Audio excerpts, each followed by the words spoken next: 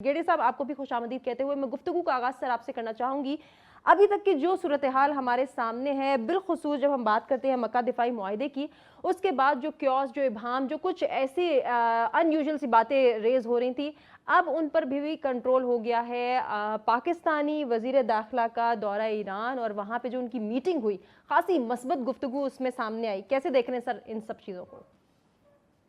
Ji, thank you very much Abdullah Gul Sahab को मेरा बहुत-बहुत सलाम। देखिए, मक्का मुआहदा जो है, एक तो सबसे पहले ये हेज क्लियर कर देनी चाहिए, टर्किश वज़ीर ख़ारजा ने भी इसको क्लियर किया था कि ये 1 हफ़्ते या 1 माह की नेगोशिएशन का नतीजा नहीं है, ये तकरीबन 2 ढाई साल से इस पे बातचीत चल रही थी। और अगर लोग इसको लिंक कर रहे हैं कि मिडल ईस्ट की जो सिचुएशन है और अमेरिकन इन्वॉल्वमेंट और फिर अमेरिकन पॉसिबल एग्ज़िट जो है मिडल ईस्ट से, शायद उसके बैकड्रॉप में ये हुआ, तो ये नोशनल जो थिंकिंग है उसको ख़त्म कर देना चाहिए। 2.5 साल से इस पे मुज़ाकरात हो रहे थे, उसके बाद जाके ये इम्प्लीमेंटेशन फेज़ के ऊपर आया।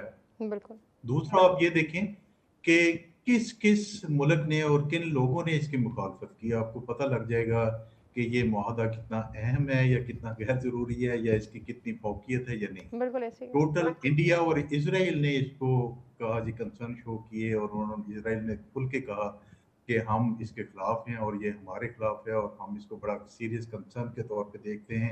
ऐसा ही एक बयान इंडिया की तरफ से आया और जो ठीक। लोग जिनको कोई समझ नहीं है इसकी स्ट्रैटेजी की या इंटरनेशनल जो चीज़ें चल रही हैं ऊपर लेवल पे और जो पाकिस्तान के रिलेशंस हैं मिडल ईस्ट में और फिर ख़ास तौर पे हमारे ईरानी भाइयों के साथ, उसको नहीं समझते।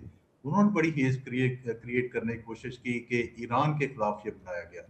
तो बड़ी बुनियादी बातें 2 खुल के मैं अपने पहले इंटरव्यू में भी कहा था और उसको फ़ॉलो अप किया इसहाक डार साहब ने भी कि जी। ये मुआहदा जो है, this is not offensive in nature, this is defensive in nature.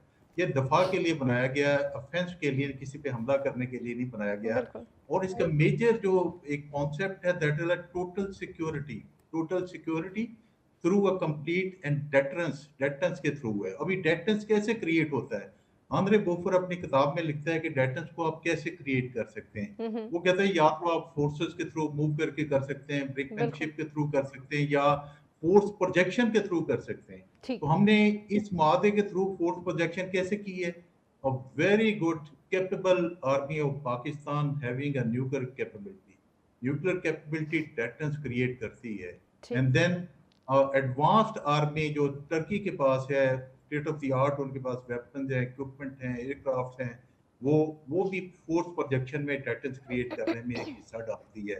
और इंटरनेशनल मामलात में जो सऊदी अरब का हिस्सा है या उनकी स्टैंडिंग है, उनकी टॉलिंग है, आप देखें वो भी हिस्सा, तो मिलजुल के it creates a deterrence to fizzle out any future misadventure against these countries. तो बड़ा बिल्कुल। क्लियर हो गया कि हुँ। डिफेंसिव इन नेचर है, ऑफेंसिव नहीं है, किसी मुल्क के खिलाफ नहीं है। यकीनन। दाद दूंगा ईरान को कि बड़ा क्लियर उन्होंने जो उनके वजारत खारजा के तर्जमान हैं हुँ, हुँ। इसमाइल बगाई, बड़ा खुल के बयान दिया। उन्होंने कहा जी हम इसको वेलकम करते हैं, क्योंकि ईरान का जो नुक्ता नज़र है वो यही है कि जो खित्ते के मुल्क हैं जी। उनको जो एक्सटर्नल सिक्योरिटी से निकलकर रीजनल सिक्योरिटी स्ट्रक्चर के बीच में आना चाहिए। बिल्कुल आना तो चाहिए दिस अ और इस फर्स्ट। हवाले से ईरान ने पहले भी एक पेशकश की थी, तो ऐन मुमकिन है कि ईरान भी आने वाले वक़्त में इस मुआहदे का हिस्सा बन सके। इस पर हम ज़रूर आपका ओपिनियन लेंगे।